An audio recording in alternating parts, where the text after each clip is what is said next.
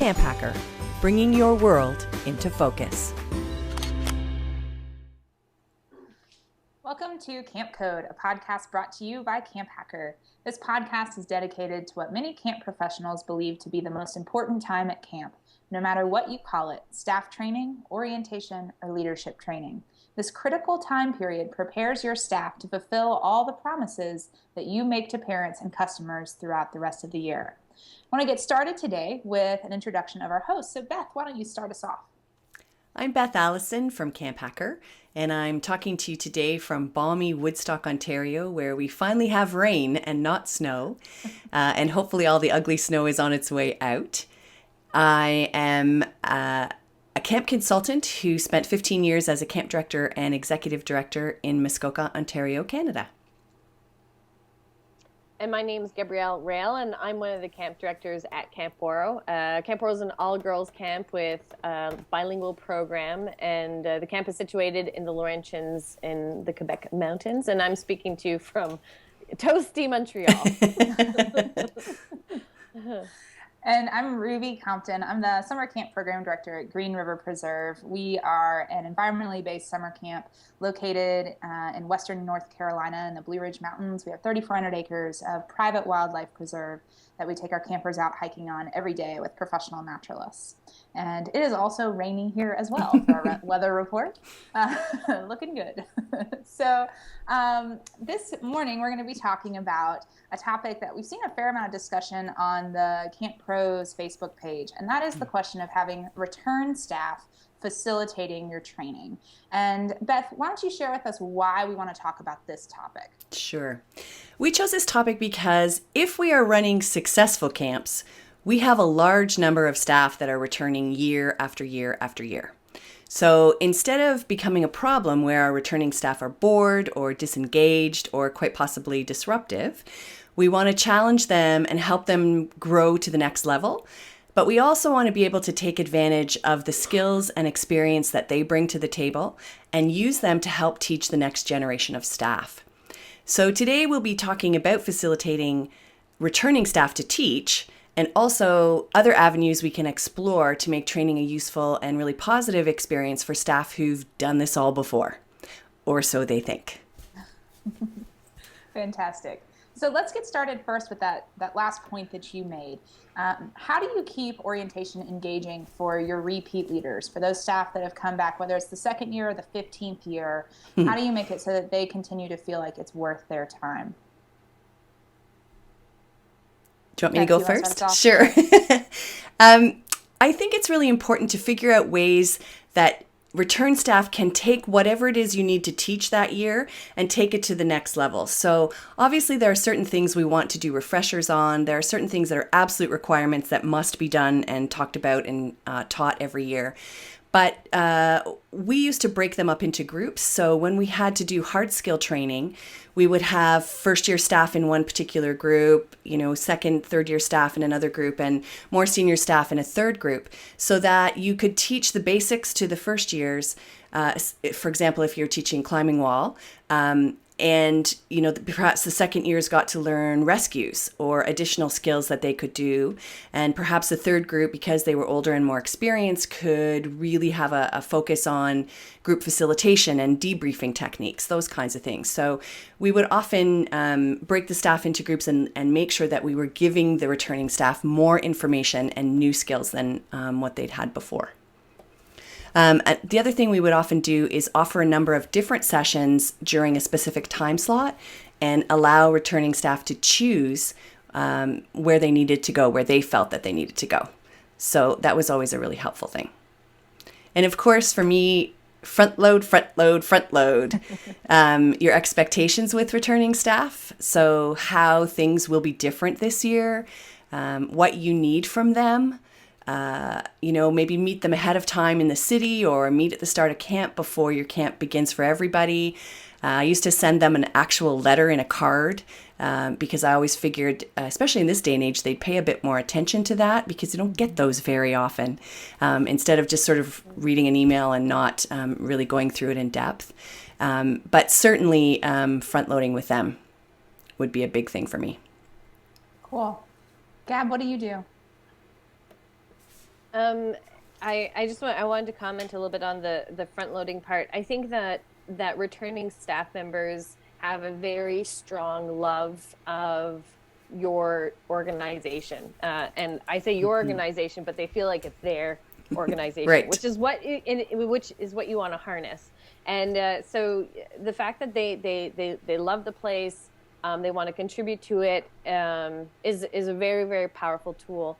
But it can tip into something of entitlement and frustration because they feel they already know this information and they just want to get going. They want to do the work. They want the kids to arrive. They want to be able to show what they can do. And so going through staff training can seem redundant to them, and that builds on their frustration. So I think front loading, telling them your expectations is a really, really, really important part. And it's not about telling them, I need you to participate because you're a good role model. They know that. They know when they're not being a good role model, but being specific about what can they do so that they are helping the other staff, and having selection of different sessions. Those are very very important as well.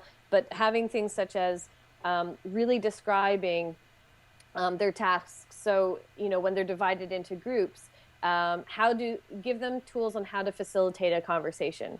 So show them that there are overtalkers. What you do with an overtalker, what you do with an under participator.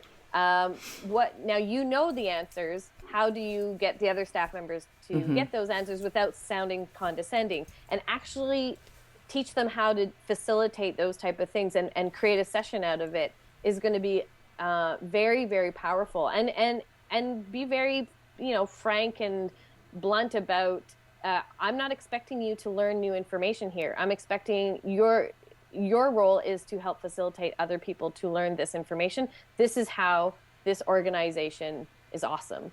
This is how we make this place amazing, that we have teachers within the group. That kind of stuff. And then also we try to give them what we would call spares. So there's different sessions that we categorize as red, yellow, and green. Red, everybody has to go to. Yellow, certain people do have to go to, and green is a little bit more of a free, mostly first years have to go to. But the spares are reserved for staff members to do other work, and they just have to let us know what work they will be doing. And it gets them to get a little bit of that energy out and it's good energy, but and of course they have to present it to you afterwards, what they've worked on. Right. I always walk by and see what's happening, but they are excited. They want to show you. They're like, oh, this is what I did. But just being very specific and actually giving them tools is really important. Yeah, those are both really fantastic, and I couldn't agree more with what each of you said. One of the things that I've experienced going through training is I think it's important to have some lessons or topics that you have to cover, having a plan for presenting those differently each year. Yes. So you have to do ages and stages, right? So this year we may do that as collaborative skits. The next year it might be kind of a rotation where they see scenarios, but having a lesson plan for that same topic and maybe having 3 or 4 different ways that they see it and then kind of rotating through those year after year. I think it's also really helpful to have some things that are constant year to year. Because, the YMCA camp where I was, we always did the activity of you get a big piece of butcher paper and you need to draw the ideal counselor. We did it every year. And what I liked about it is, it's kind of that, it's this activity again. But as a staff member who got to see it as a first-year staff member, I saw other people take leadership roles in that. So I knew what leadership kind of looked like when you were facilitating that activity. So the next year, I'd already seen it, and I knew some of the language to use or the questions to ask or the things to say that person had said to me that made me feel more included or more inclined to engage or more inclined to disengage. But it also allows you to have the same set of instructions. Maybe this year we're going to find a way to make it be more creative because I want to show that I'm creative and I'm not just, kind of blah, we do whatever we have to do to get by. So maybe this year when we present it, we cut out a neck hole and have it, held up in front of a staff member so they have expressions on their face, and we can do that. or maybe we dress somebody up instead of using the butcher paper. I think that seeing some repeat activities can be really beneficial. So don't feel like you have to get rid of everything and do it totally different the next year. It's okay for there to be some old standbys. Great. Do either of you all have any other thoughts on that question? I was just going to say it's important to, Gab already touched on it a little bit, but I would be checking in with returning staff daily just to see how they're doing and to really truly listen to their feedback and get their feedback now. So before camp even starts, what do they need out of this year's training so that you can help facilitate those goals for them as well. And I think just make the whole thing look a little bit different every year for everybody's sake, including your own, different. I mean, that's why a lot of camps have themes and, those kinds of things, just to change it up from year to year, because kids are always growing and changing. So you don't ever want camp to be a place that never grows. Cool. Do you have any other thoughts on that? No, it's, setting expectations, clear goals, and changing things up, I think is very important, and perhaps bringing in somebody else to speak, as guest speakers, and that's we try to do that as much as possible, and it really makes a difference, especially if they echo what you say. So right. So true. The staff don't know that you might have planned that, but have a little echo. It's very helpful. Cool. So our next question is, when you are about to put that role in the return staff's hand of facilitating training, how do you set them up for success? And as I was preparing for this podcast, I was thinking about one particular year at camp that I was on the seasonal leadership team, and we were handed a schedule and said, okay, this is what's happening for training. You guys plan it. And we did not get very far. It was not very successful. Because we didn't feel that we had the skills to do it. We didn't feel that we had the competence. And it was a little bit like, well, what do you want us to do? Like, how are we supposed to teach policies and procedures? How are we supposed to teach the camp tour? We were very unsure. So, Beth, how do you feel like you can set your staff up for success when they have this task? I think one of the things to remember is that young adults today are not looking to be empowered. What they're hoping is they want the tools to empower themselves. So we need to be able to give them to them. And I think that's what Ruby was getting at. So I think it's really important to define your own goals as a director and be incredibly specific with those staff members as to what you want to get out of that particular training session, what you hope the rest of the staff will learn. And create ways in which returning staff can facilitate training. So decide what these are.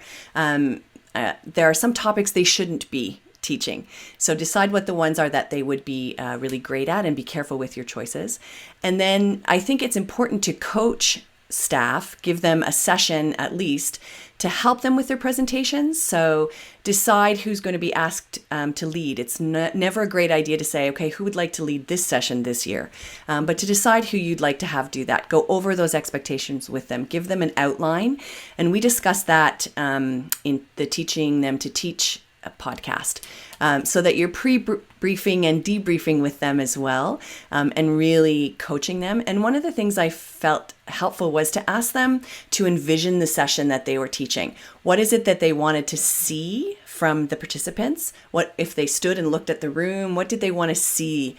What did they want to feel from that experience? What did they want to hear coming back from the staff? All those things, because I think that really helps them to prepare the session in a way that would be useful and meaningful to the people that they'd be teaching.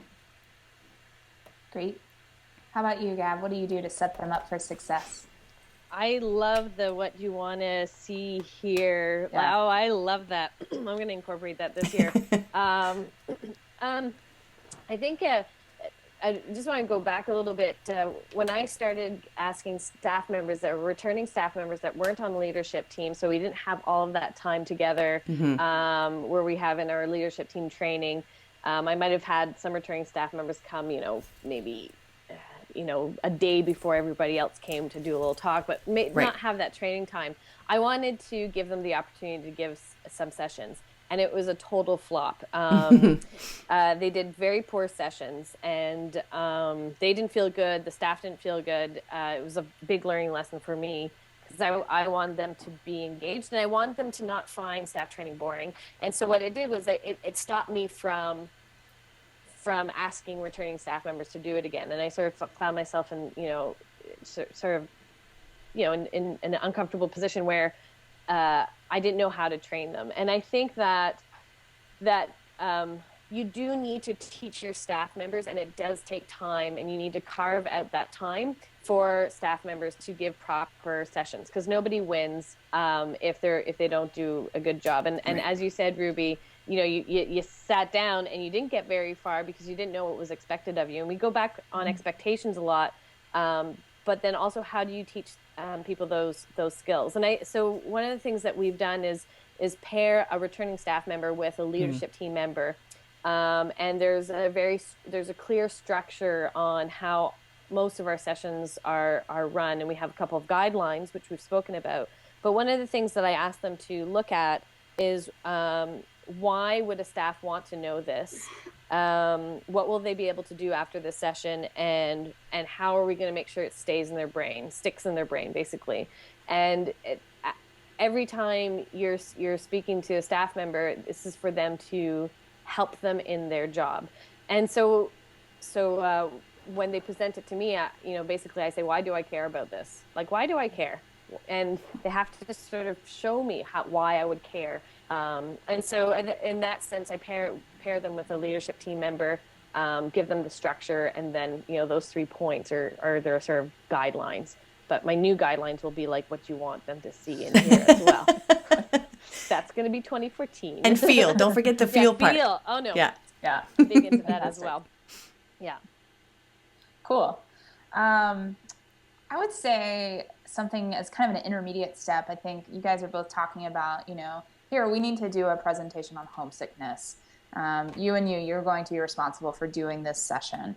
I think it's totally okay to do kind of an intermediate step where I always do this with cabin life. I take out return staff and we set up a panel.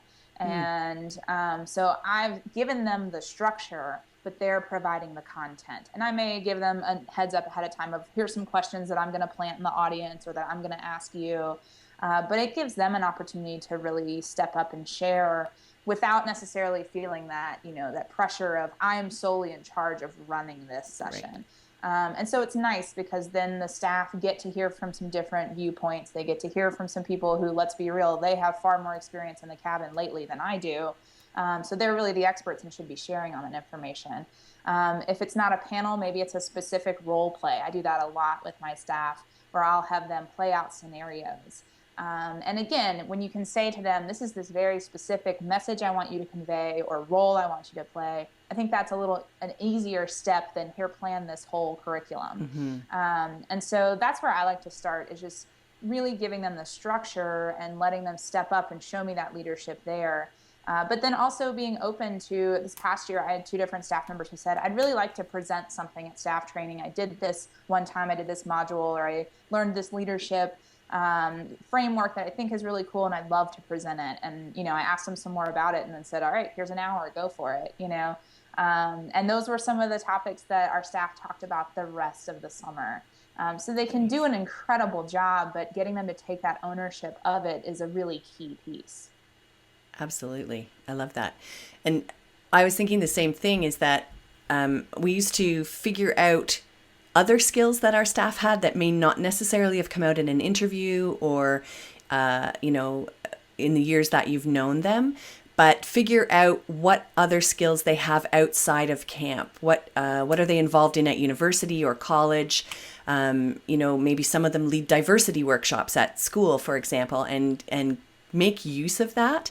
And if you don't know, for this year, post those lists during staff training and get people to fill in what it is they do, what other skills they have or passions that they have. And you may not be able to use that until next year, or you may be able to use some of it this year as well. The other thing for me is that, especially for me at my age, staff members have a lot better skills in tech than I do. So let them get really creative with that and use those skills to engage younger staff members. I think that's really key.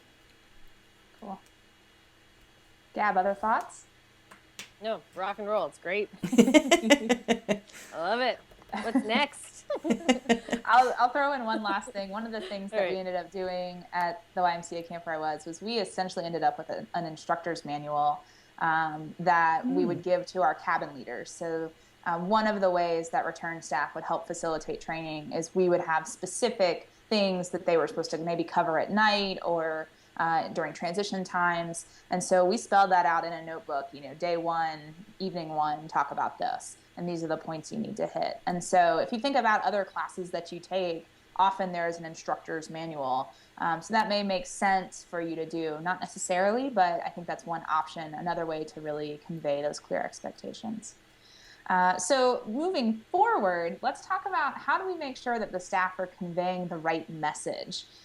Because we may have set up very, very clear expectations, but when it comes to them presenting that session or presenting that activity, they don't necessarily say the things we want them to say, or the information they communicate is not necessarily what we want communicated. So Beth, what do you do to ensure that the staff are conveying the right message? So in addition to sort of giving them that outline and going over the plan with them, I would have them also go over the lesson with me ahead of time. And as Gab said, that takes a lot of time and you have to build it in. So for me, one of the biggest things was that I was always ready for leadership training before leadership training started. So I had to have all the sessions that I was doing ready to go. I had to have all my handouts ready, like everything had to be ready. And that was tough, especially since we were running outdoor ed prior to that. But I had to have it done so that I could be present for them to help with the coaching and doing all that ahead of time, but also be present in the sessions. So be there to support them, be there to give them feedback later in a debrief, but give my full attention to whatever was happening or being taught by the staff. I also found it was this nice little bonus time of being able to sit quietly at the back of a room and watch how the other staff were doing and interacting and participating and kind of just getting a general feel for how are my staff doing? Are they really tired? Do they need some more sleep? Are they cranky? Are they, energized? That kind of stuff. I think it's also important to be sure that only specific topics get handed out. So one year I made the big mistake of allowing 2 staff members to do the how to get fired session. And I had done a number of years in a row and I thought that that they were ready, and it was incredibly entertaining. But I don't think that they really got the full message through. It became a bit more of a joke than I had wanted it to be. So I wound up having to step in. So after that, we didn't have other people do that particular session. And I think for me also that we really talk with the staff about making sure that this is a professional session, that they really think about being professional, but more importantly, that they think about being a human being. So I don't want them to be so nervous that they worry about making mistakes, that they're not going to get the information across, to let them know it's okay not to be perfect or not to have everything go exactly right with your projector or all those kinds of things. And for me, if there was something that I couldn't step in right at the moment to correct, very gently, was to do some let me make this perfectly clears at the end of the day, and sort of go over some of the things that we wanted to make sure were the key points that got pulled out of each session. Great. How about you, Gab? That's a very complete list, Beth. Sorry. No, it's very good. I think I don't think there's any great formula in this sense, except for allowing them to practice, making sure that you're part of not their entire presentation, but that you've overseen it. That's a whole part of teaching somebody how to give information. When they're putting it together and you give them feedback, they get better and better in giving sessions. The same as some of the steps that Ruby was talking about. When being on a panel, you're still coaching them, and so the coaching aspect is very huge, and it does need to happen before. You can't just give people a piece of paper say, go to, use your best judgment, that is where we'll fall flat. And the thing is that this will pay off in the long run. You want them to become leadership team members. They'll learn how to do it. So the first couple of times they do it, they'll need a lot of your attention, and being there is also very important. But the more you can spend in the coaching process, the less you'll have to intervene afterwards, or exactly. You'll have to, but not as much. But I just think coaching is really, really important in this aspect, and really hearing what they're saying will be a helpful thing to help them out. And I think too, with coaching, one of the biggest struggles is sometimes not intervening, but I think it's so critical to have identified this is the objective, and are they accomplishing the objective?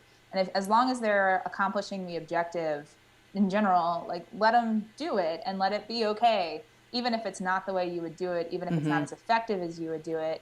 And I had an intern last year who it was kind of her first go at leading stuff with the full staff. And we knew coming into her being at camp that was not a strength of hers. I mean, it was something she told me was not a strength of hers. And we had an incredible conversation. I was kind of dreading it, like, oh, this wasn't that great. And, we did some stuff, but this could have gone a lot better. And it got dark and we couldn't see, and, went on way longer, all of these things. And I sat down with her, and the first question was, so how do you think it went? And she immediately said all of those things, oh, well, they didn't seem engaged, and it got dark, and the timing didn't work out. And so it was great to see her have that perception, but it also meant it was coming from her. It wasn't me saying, rah, rah, rah, she was identifying it. So I think it's so hard to do sometimes, to just let it happen, and then afterwards kind of stop and go, okay, let's talk about how that went, and tell me how you feel, and we can go from there. I think another really key point is to make sure if you want the right message to be conveyed, you really got to practice what you preach. And the example that comes to mind, nearby Camp High Rocks, which is a camp for boys, one of the directors said that he really likes to, set up a time that the directors, it comes from the directors, there's no alcohol in camp, this is the policy, et cetera, et cetera. But he also likes to set up a time for the return staff members to convey that information to the staff as well, and kind of provide that backup. I think that's a really key thing in your culture, whatever your alcohol policy is, that not only they hear it from the director, but they also hear it from return staff, because I, as the director, have to say certain things, and everybody knows that. But when it comes from the return staff, they're the ones who actually validate, no, really, we don't drink on camp. It's not something that we do. And so you have to be sure that whatever it is that you want the staff to say is true, because they're going to probably tell the truth. And so if whatever your policy is, if that's not actually what's happening, they're probably going to say what's actually happening, not necessarily what the policy is. So I think that's a key thing to remember when you're talking about, making sure they're sharing the right message, is that the right message is actually in play. And if there's big changes that you're wanting to enact, it's probably best coming from you first, and then having your return staff show their support. But if they haven't seen it, they can't necessarily talk about it as effectively. Brilliant. Beth, did you have any other thoughts on that? No, I don't think so. I think I'm good. Cool. Gab, any other thoughts? Yeah, just one last thing. I think it's also, I think sometimes when we put ourselves in the position of an instructor, and the participants, or a leader and participants, I think sometimes we forget that we can build a relationship and sort of decrease the tension by just telling the participants in a casual way. During our training, there's going to be your peers are also going to be training. They're going to learn how to be giving sessions, and what will be helpful is your participation as well as your understanding that some of it's not going to be completely perfect. This is how it works at camp. People try, they make mistakes, and that's how we learn from it.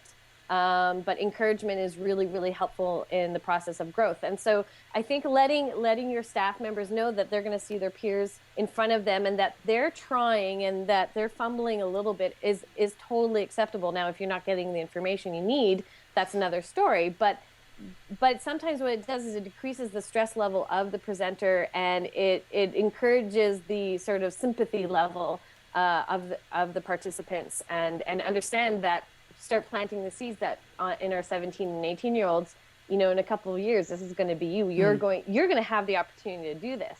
And so I think just sort of bridging that gap a little bit helps both parties. Front load, front load, front load. Always. Awesome. Big fans of that. Fantastic. So what about, we front loaded, we've done everything we can, we set them loose, they're doing the work. What are some things to watch out for in this process, beginning to end, when you've given them the task, when they're actually presenting, after it's over? What are some kind of things to keep an eye out for? Beth, why don't you start us off? You need to make sure that you give them plenty of notice if you're going to ask them to do a session, and enough time to prep it.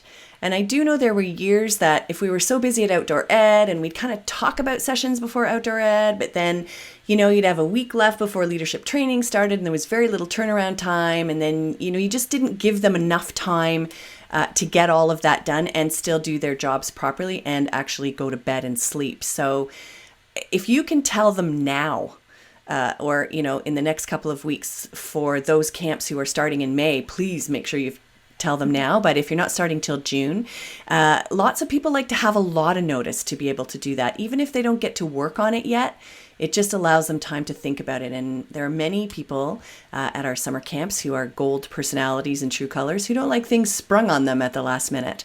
And that kind of added stress doesn't help them to really do well.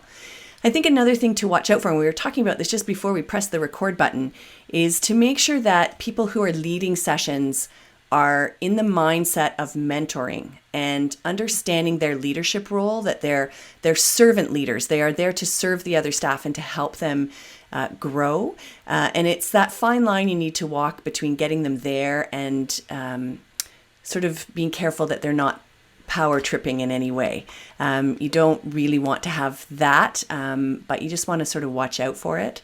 I think with returning staff too, you also want to make sure, you want to watch out for how well they're listening in sessions, making sure that they are understanding that there's quite likely new information this year. Even though we've done this year after year after year, we may have new regulations or a new way of doing things, or something happened last year with a particular camper and it taught us this. And sometimes it's been 9 months, so they just need a refresher. And I think also to watch out for returning staff giving all the answers without allowing others a chance to think it through for themselves. So using Michael Brandwine's Wibbit, or write it before you talk, was always something I incorporated into my staff training because it allowed staff time to write it down, to think it through. So even if they weren't the ones who put their hand up and shared the answer, I know that they'd already had time to think about it before we began to share the answers. And I also think that it's a nice way for those who are a bit nervous about sharing to feel more confident because they've already sort of thought through the process, written it down, and then they can share. So that's where I'd start anyway. Cool. Gab, what do you watch out for? It's an individual case. I like saying, I like starting conversations with, I really want you to do the home lonely session. I think you'll do a good job here. This is what I'm concerned about, however. And I tell them. Cool. You tend to get a little power hungry. Or you can be a little scattered, and it's not to put a label on them. It's just more of a concern. It's just saying, so what are we going to do about it? And it's because I have I've built a good relationship with them. They are a staff member that have come back over a couple of years, so I should have a strong relationship. So I can talk to them that way. And I usually will point out things that I have to work on when I do sessions. I can run on a single topic for way too long. So I have a timer at the back. These are my tools that I've developed over the years. What can I do to help you? This is what I've noticed in the past, and I want to make sure that you have the best session. But you're the right person for this, and this is the person that's going to help you do it. But it's just really on an individual case. So if I know that somebody struggles with something, I let them know what I want to help them with, basically. From the very beginning. But I also really believe, and I'm somebody that thrives on last minute stuff, but I do believe that you should give people a long time to think about it and process, because even if they're not planning it, it's exciting, and their little brains are percolating, and they might get some really great ideas. going. So I like giving people a lot of time. Cool. So that's something that you said really made me think of, had a light bulb. I think one big thing to watch out for is story time from the return staff, because Yes. and there's a couple of dangers with it, right? There's so many things actually. So one of them is like if they're telling stories about other staff members, what does that say about the trust that you're building with that staff community? Am I going to be the staff member that next year they tell a story about? I think that that's something to point out. And because you can feel like, oh, this is a really great story anecdote to really illustrate this point. But, what is the harm on the community? You have to really weigh that and point that out, because I think most people don't necessarily consider that. It's also oh, that was this really special thing that they had last year. We don't have that this year, So being mindful of how often stories are used, because absolutely they can be very helpful. We are storytellers at camp in so many ways. But I think being cautious of having a session that's entirely stories, which we know can happen. I've sat through several emergency procedure sessions that all it was, well, this one time when something went really bad. And then it just gets scary. That's the third thing, is it can be really overwhelming. Like, oh my gosh, they had to deal with this and they had to deal with this. And how am I going to deal with all these things in one summer? Well, granted, that's probably the worst story that each person has from the last 7 years of working at camp. So it's not necessarily the everyday stuff. So just be really conscientious of stories and how they're used. And I think it's okay sometimes that can be a time to step in and say, thank you for sharing that. We're going to move on with this information now because we have a lot to cover. We can share some more stories later around dinner time or whatever. I think also you can look out for apathy, where maybe you've assigned a staff member to cover a topic and they just don't seem to really be engaging in it. And it doesn't mean that they should be removed from that. I think a lot of times it's a signal of their discomfort or they're needing help and guidance and just not asking for it. So I think if you see that from a staff member, or you're checking in with them, hey, how's that session planning going? And they don't really seem to be excited about it or speaking with a lot of enthusiasm, that may be a sign to you that you need to check in further and dig a little further and see how that's going. And I think last, if you need to recover something at some other point during training, do it. It's okay to review, because those reviews are really, really helpful, because we get a lot of information. And I've definitely had sessions that I was like, this is going to be awesome, and the staff are really going to take away a lot from this. And then when I got my staff training evals back, people were saying, wait, what session was that? When do we do that? And so it's totally okay to just review some of what's been going on. We've talked about lots of different ways to do that and implement that as part of your daily routine. So I think that that's really key.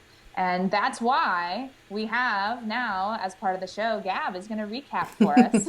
Oh, wait, yes. We're gonna review what we talked about.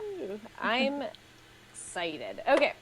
I need to get back to what we've spoken about. But okay, so basically, bref, as we say in French, good way to get your staff engaged that are returning year after year. Divide them into different groups, sessions that they can go to, that they don't have to go to. Make sure that you front load, tell them their expectations. Rotate your lessons from year to year, the type of sessions that you're doing. Check in with your returning staff daily. I'm going to put a star beside that one because I think it's very important. Bring in guest speakers. If you want your staff to be successful in the sessions that they're leading, perhaps create a half step. So maybe they can be on a panel, role play, lead group discussions. If they're leading a session, be specific. What do you want them to see, hear, feel? Why do staff want to know this? How are they going to retain this information? And how can you make sure that they're going to convey the message right? Be ready and be present. Specific topics. Don't assume they know the information that you want them to teach. Be professional. Make appearances. It's okay to make mistakes. Lots of coaching, provide feedback, and practice what you preach, as well as watch out for making sure that you give them time, as well as story time. If they don't tell the stories that are going to freak your staff out, as well as make sure that their energy level is high, and talk to them about that. That's basically it. That's our sum up for today. You're a great recapper, Gab. So good. Thank you. I appreciate it. It's a lot of really good information. Dense. It's thick. I don't know. I don't know if it's okay to say this is really great information when it's our podcast, but I'm like, this is genius. I think we can own that. That's okay. This is brilliant. Fantastic. Fantastic. So we like it, but we want you all to like it as well. So we want you to get involved with this podcast. So please join us on the hashtag Camp Code and tell us what topics you'd like to discuss, any guests that you'd recommend that we talk to, any great leadership training tips that you might have to share. We'd love to hear from you. This industry is all about sharing. That's what makes it so unique and wonderful. And so next we want to tell you how you can get in touch with us. So let's start with Beth. You can find me at camphacker.tv. That's our website. You can reach me directly at beth@camphacker.tv, or you can also reach us on Twitter at camphacker. You can find out where I work at Ouareau, OUAREAU.com, or you can follow me on the Twitter bird, Gabrielle Rail, at Gabrielle Rail. Cool. And you can find me at greenriverpreserve.org. We just launched a new website here within the last couple months, so please check that out. I'm just Ruby at greenriverpreserve.org. I'm also on Twitter at RubyLynn85. And Beth, now I'm really excited for you to tell us what do we have lined up for our next podcast. Our next podcast will be talking about the importance of staff manuals. So I'm looking forward to that. So our final segment on each podcast is a best practice for leadership trainings, and we would love to hear some of your memorable moments or most effective tips. You can tell us what they are using the hashtag CampCode. And this week, Beth is going to be sharing one. So this best practice comes from Dr. Tim Elmore, whom I met and fell in love with at Tri-State. He was the closing keynote this year. And not only is he really brilliant, but he's also incredibly personable. So he was really fun to listen to. But he's also a big fan of using acronyms. So I was really, really engaged. So he taught us to put our training on ICE, I-C-E. So he talked about using images that lead to conversations that lead to experiences that could change lives.